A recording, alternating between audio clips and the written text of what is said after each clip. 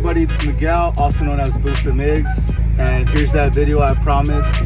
So this video is going to intel basically everything I've done to the car, as far as exhaust, what, you know, the Honda K-tuner, all that stuff that everybody asks about. Kind of the main things that people ask on Instagram. What tire setup you're running, what wheel setup you're running, what are the specs, what's this, what's that. So hopefully I get to answer all your questions on here. I will be posting this video on my bio for Instagram in case anybody ever wants to ask a question, or maybe there's something that I haven't replied to just because I'm not always on Instagram. They can hopefully check out that video and find their answer. All right, let's get into the video. All right, let's start off with the interior. Excuse my sexy ass legs. Anyways, so I have here a one of those Jace Racing Honda Emblems. You can find them anywhere on Amazon, eBay, even some of your local race shops might have some of these. It's pretty simple. They're just held on by 3M tape on the back. You don't have to remove the original one. It just sticks over. All right, moving on. I have a engine start stop red overlay. This piece was given to me by a friend of mine, Mamba FK7. You can follow him on Instagram. You can also follow Team Exodus. I want to give a big shout out to my boy Lewis. He changes his name all the time on Instagram. But I think his most recent one was Waterboy FK8. He's the one who went ahead and supplied me with the OE shift knob and shift boot off of his Type R. Go ahead and give him also a follow. All right, let's go ahead and start off with a few things here. So here we have a custom Honda Emblem. This was done by a friend of mine, Joel, also known as A16 on Instagram. So what this is here is it's reflective, like a reflective wrap on the background, and then this is still utilizing the OEM Honda badge. It's just wrapped black. It's starting to come off a little bit. I had it for some time now, but it works great at nighttime. When lights hit this, it actually reflects back, kind of like the way the reflective vest works. It's pretty cool, kind of unique. And then people would ask me about this. Hey, you know, what's this red stripe you have here? Is it paint? It's actually the pinstriping you get from AutoZone. Just a little pinstripe you go. It's the kind of same stuff they use for the splitters. I just went ahead and put it on top, give it a little bit of an accent, have it stand out a little bit more. All right, speaking of the splitter, so this was done by Tony down at Downforce Solutions. So about the splitter, well, I have been following a lot of Tony's builds. A couple friends of mine have had splitters back in the 1010 Civic days when I had my 10th gen coupe.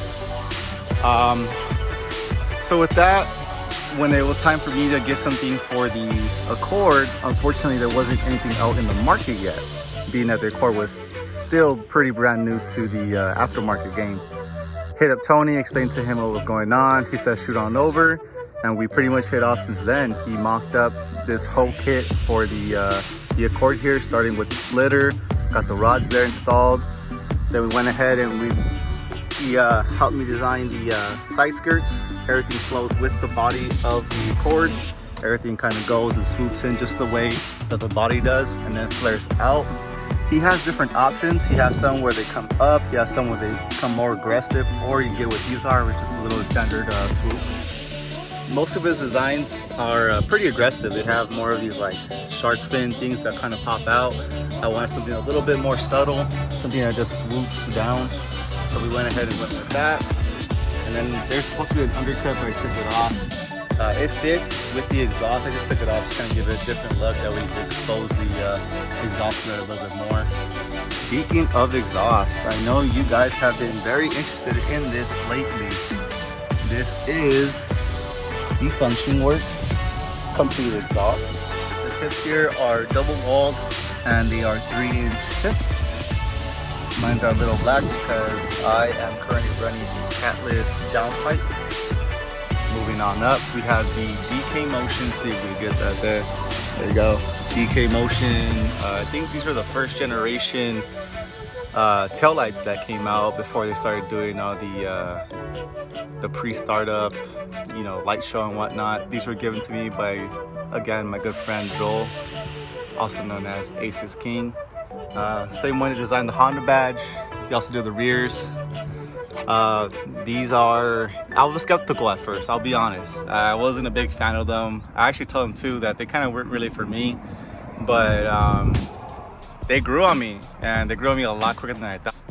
If these were to break or for some reason have a malfunction or something, I would not hesitate again to order these same ones with or without that little light show they do. Doesn't really matter to me as long as I can get a set of these ones specifically. Some of the newer ones, they are nice, but something about this specific style is kind of more towards, you know, something a little bit more in my taste. All right, now we're moving on to the rear deck lid spoiler here. Got the little function work sticker on there. So this is the, I don't know how to say is it, the AK whatever, the AK lip you guys can get. You can find this one on multiple places. eBay is probably the most common. Amazon has them now. And I'm pretty sure there's other shops, but those are basically the most go-to kind of searches you're gonna find as far as if you input this specific spoiler. Usually those two are gonna be the ones that are gonna pop up. All right, as far as the roof, it's just a standard roof wrap, gloss black. It's a little bit dirty right now, but you can still see some of the gloss kind of reflecting off of it. I got the gloss black to match the gloss panels here. This section here is all matte black, so I decided to go ahead and wrap this part matte black to match this, and it goes all the way across. And then up here I had the window visors, kind of go ahead and go with the theme as well. All right, so for tire selection, I'm running Pirelli P1s in 245/30 19s. I'm missing the center cap on these wheels specifically. Out of 4 of them, I'm missing 2, so it is what it is. These are the Barstones ES2s in 19 by 9.5 with a 22 offset. And I'm running these all around. Smooth been asking for exactly how much does it poke out, so I'll just kind of get as close as I can to the headlight here. That's the front. What we do here is and then let's move on to the back, rear. back. And kind of this that's the rears. When it does fully compress down, it still tucks inside, so it's not hitting any of the fender here, which is great. All right, let's talk about suspension. So I am currently, I can't really see, it's kind of tight to it. Kind of tight, oh, there we go. I am currently running the D2 RS coilovers. Great coilovers. I've had a few in the past, and these ones so far have been superb compared to all the other ones I'm running. They're 36-way adjustable, and yeah, you feel every click as far as it being stiffer or softer. All right, time to talk about what's under the hood. Let's get a quick glimpse here. I'm loving the shot here. All right, so where do we begin? Let's start off with the intake. So this is the AFG Takeda. I guess this is their cold air intake. Everything's closed inside the box. The cool thing about this intake is not only is it closed off to kind of reduce any heat soak, but there's little see-through windows so you can keep an eye on your filter. The bottom has a pretty big drain plug, so when water does come in through the grill, there's like a very slippery surface within the coating of the inside that kind of forces everything down, so that way you don't hydrolock. Moving on this way, I have the PRL Motorsports intake tube. I went ahead and I got this idea from a buddy of mine again. Shout out Ace King. He was actually the first one to run this setup. I think he was the first one to actually do the R&D for the intake for Takeda back when the Accords first came out. Anyways, shit, that fucking touched that. That was pretty hot. Don't touch that.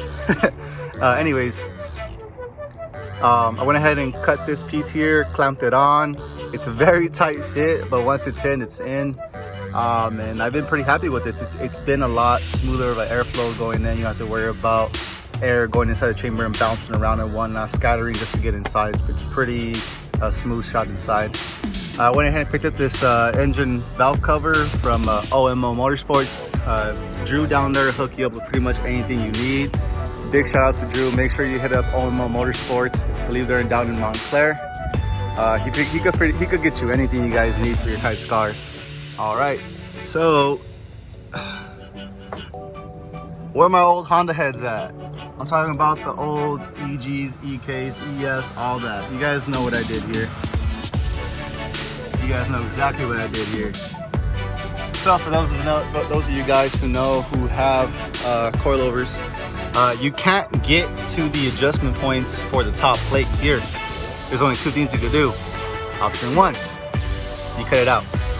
It's the best option. It's not going to lose any rigidity of the car. The car is still going to be stiff as hell. Option two, you go through the pain in the ass hassle of having to drop everything just to adjust it, to put it back up, to hope that your alignment gets into spec. For the most part, it's doable, but it's just a pain in the ass versus just doing it up top. Anyways, I have that up top. Again, paint match to match the interior of the car. That way, everything doesn't rust and whatnot. Going across here, it's that this brand. I think it's TTCR2. For what it is, it's actually pretty stiff. There's a big notice as far as not having it on and having it on. And I'll be honest, I've had it on for quite a while now, and I can't really tell the difference until I get into another cord and I started like turning around and whatnot. I started noticing that the front end is a little bit looser. So it's a great product. There's a few other products out there, you know, different name brand companies, but if you're looking for something that's not going to hit the bank that hard, I would recommend this. It's actually really good for what it is. It's solid. It's a solid piece. Can you say? You're wondering what that is? I don't know. It looks like a downpipe to me. I'm just joking. Yeah, it is a downpipe. So I have here the Function Work 1.5 liter turbo for the Accord downpipe. Fitment is excellent. I have nothing but this to say about Function Work. Their products are really, really high quality. Again, like I said, they are a small company, but because they are a small company, they have more time to actually get back to their customers. And you know, as far as providing them with any information, any updates. And for the most part, aside me, I know people who also have ordered from them who have nothing but good things to say about the company. Aside the downpipe here, I am also running the front pipe. Again, another beautiful piece and a must-have if you're trying to push out a little bit more power. How can I explain this to you guys? So, downpipe, right? It goes down and connects to the front pipe. The front pipe, where it begins, it's actually about 2 inches, and then it bottlenecks down a little bit more, goes to the flex pipe, and then again it bottlenecks a little bit, and then it opens back up, staying at 2 inches. Function Work, on the other hand, right from the beginning, right from where it connects from the end of the downpipe, you're looking at 2.5 all the way to the end with a way stronger reinforced flex pipe. This thing is not going to budge or anything. Any of the flexing or any type of flexing is going to cause you to either lose power or you know, it's going to change the flow of the way things kind of run. That's why, for the most part, things are stiffer, are going to help you put down power. An example, a motor mount, you know, having a soft motor mount is going to cause the motor to shake and whatnot. It's going to have you lose traction, break traction. That's why people recommend you changing a motor mount. Same thing kind of goes with the rest of the car. The stiffer it is, you know, the better it's going to perform. Example, stiffer coilovers, stiffer, you know, right steering. If you want to run a sway bar, it's going to be stiffer. It's going to make the car perform stiffer. That goes for the downpipe and the the front pipe. That flex is going to cause a little bit of power loss there. For those guys who are looking to switch over to an Accord, this is kind of a little bit off topic. This is just more of the keeping it real type thing. It's a bigger car, so it's going to be a little bit heavier than the Civic SIs and all that. If you are a guy who has Civic Si and has a family, if maybe family's growing, it's a great car. You still get to keep that sportiness. You can still get a 6-speed manual. And you're gonna have all the, you know, creature comforts. You know, let me give you a perfect example. Okay, back seat. I have a towel here because I have kids. I don't have the car seats in here for this video, but the kids usually make a mess and I don't want it spilling everywhere. Anyways, off point. I'm 6'1". Sitting behind where I am at, being 6'1", I still have all this room comfortably. I can sit behind myself. I can actually even scoot back. All right, guys, I really hope you guys enjoyed this in-depth tour of my Honda Accord and what I have done to it. Hopefully I answered a lot of the questions you guys have been asking. You know, go ahead and like, subscribe, leave a comment below what you guys think, maybe something I didn't answer. If I didn't answer it, I would suggest just you guys just DMing me on Instagram. Other than that, I hope you guys have a great day.